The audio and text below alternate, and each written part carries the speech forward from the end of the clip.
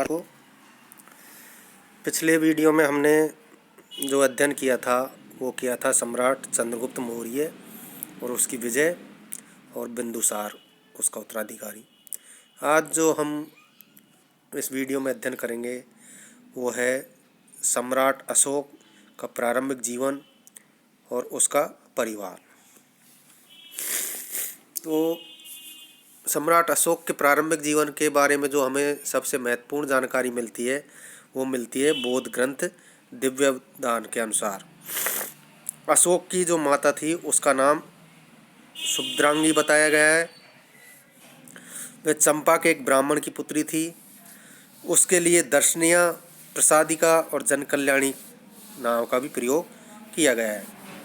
दक्षिणी बौद्ध ग्रंथों में उसका नाम धर्मा या धम्मा बतलाया गया है।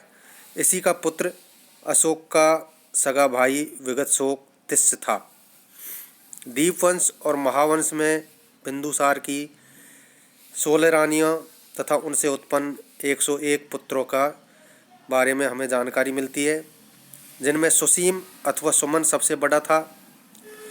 तिब्बती बौद्ध अनुश्रुतियों के अनुसार युवावस्था में अशोक कामशक्त होकर आमोद प्रमोद में डूबा रहता था, इसलिए उसे कामशोक कहा जाता था।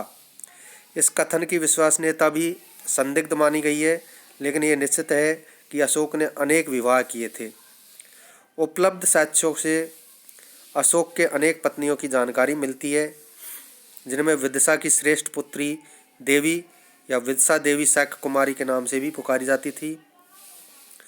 असंधमित्रा, तिक्षरक्षिता, पद्मावती, कारुवाकी अथवा चारुआ ये मुख्य रानियां अशोक की थी।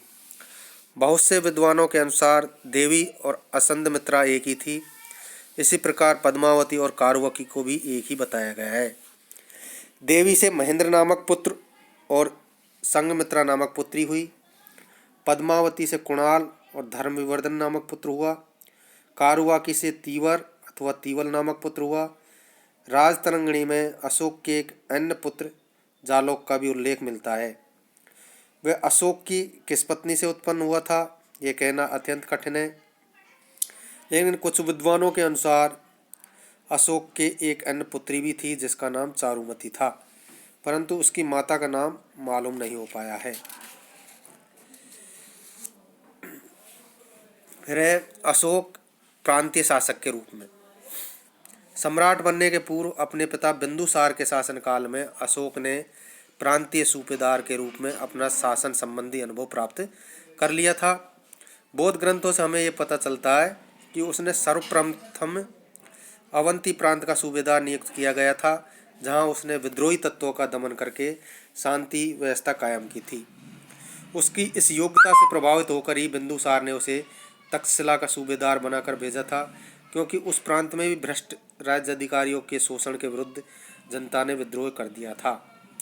अशोक तक्षशिला के विद्रोह को दबाने में भी सफल रहा। साहित्यिक साक्ष्यों से पता चलता है कि बिंदुसार के अंतिम दिनों में तक्षशिला में पुनः विद्रोह उठ खड़ा हुआ था और इस बार बड़े बड़े राजकुमार, जो सबसे बड़ा राजकुमार था सुसीम, उसको इस विद्रोह को दबाने के लिए सम्राट बिंदुसार के द्वारा भेजा गया। सुसीम विद्रोह को दबाने में असफल रहा, तब पुनः अशोक को भेजा गया, जिसने सफलतापूर्वक उस विद्रोह का दमन कर दिया। इससे राज्य के कई मंत्रियों का समर्थन उसे प्राप्त हो गया। इसके कुछ दिन बाद ही बिंदुसार की मृत्यु हो गई और अपने समर्थक मंत्रियों, जिनमें राधा गुप्त मुख था, की सहायता से अशोक ने मगध के सिंहासन पर अधिकार कर लिया। फिर है अशोक के समय उत्तराधिकारी संघर्ष। बौद्ध ग्रंथ महावंश, दीपवंश, दिव्यावदान, महाबोधिवंश एवं तिब्बती तथा चीनी साक्ष्यों से हमें ये जानकारी मिलती है कि बिंदुसार की मृत्यु के बाद सिंहासन के लिए उसके पुत्रों में संघर्ष हुआ था। इस संघर्ष में अशोक ने अपने बड़े भाई सुसीम या सुमन को परास्त करके मार डाला और मगध के सिंहासन पर अपना अधिकार जमा लिया। इस संघर्ष में अशोक के कितने भाई मारे गए ये प्रश्न विवाद का विषय बना हुआ है। बौद्ध ग्रंथों के अनुसार 98 से 99 भाई अशोक के इस युद्ध में मारे गए, परंतु इन बौद्ध ग्रंथों पर विश्वास नहीं किया जा सकता, क्योंकि संभव है कि इन कथाओं को ये दिखाने के लिए ही गढ़ लिया गया होगा कि बौद्ध धर्म को स्वीकार करने से पूर्व अशोक कितना क्रूर था और बाद में बौद्ध धर्म के प्रभाव के कारण कितना उदार बन गया था।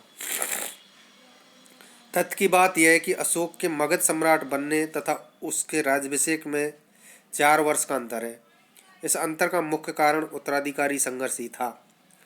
दिव्यदान के अनुसार यह संघर्ष बिंदुसार के जीवन काल में ही शुरू हो गया था। बिंदुसार अपने ज्येष्ठ पुत्र सुसीम को अपना उत्तराधिकारी बनाना चाहते थे, जबकि प्रधानमंत्री खल्लाटक या मंत्री राधागुप्त अशोक के पक्ष में थे। इसलिए बिंदुसार की मृत्यु के तत्काल बाद मंत्रियों की सहायता से अशोक ने सिंहासन पर अधिकार जमा लिया था। अशोक के अन्य भाइयों ने सुसीम के नेतृत्व में उसके अधिकार को चुनौती दी। इस गृह युद्ध में अशोक विजयी रहा। सुसीम अपने कुछ भाइयों सहित वीरगति को प्राप्त हुआ था, परंतु डॉक्टर स्मिथ और डॉक्टर D.R. भंडारकर आदि कई विद्वान ये मानने को तैयार नहीं है कि अशोक जैसा शासक अपने सभी भाइयों की हत्या कर सकता है। अपने मत की पुष्टि के लिए उन्होंने जो तर्क प्रस्तुत किए उनमें अधिक वजन नहीं है। गृह युद्ध लड़ा जाए और किसी की हत्या न हो पाए, ये संभव प्रतीत नहीं होता।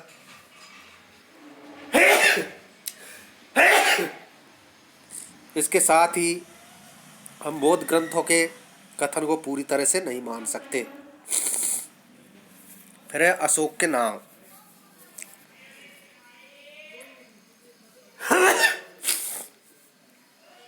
अशोक से संबंधित सभी साहित्यिक एवं पुरातात्विक स्रोतों के अध्ययन से विदित होता है कि सम्राट अशोक के 3 नाम प्रचलन में थे। एक था अशोक, दूसरा देवान प्रिय या प्रियदर्शी और तीसरा राजा। केवल मास्की के लघु शिलालेख को छोड़कर अशोक के अन्य सभी लेखों में उसे प्रियदर्शी के नाम से ही पुकारा गया है। सिंगली ग्रंथों में अशोक को प्रियदर्शन कहा है। तो इस प्रकार ये सम्राट अशोक के प्रारंभिक जीवन, उसके परिवार और उसके राज सिंहासन प्राप्त करने की घटना के बारे में इस वीडियो में हमने महत्वपूर्ण बातें बताई, जो आशा है आपको अच्छी तरह समझ में आई होगी।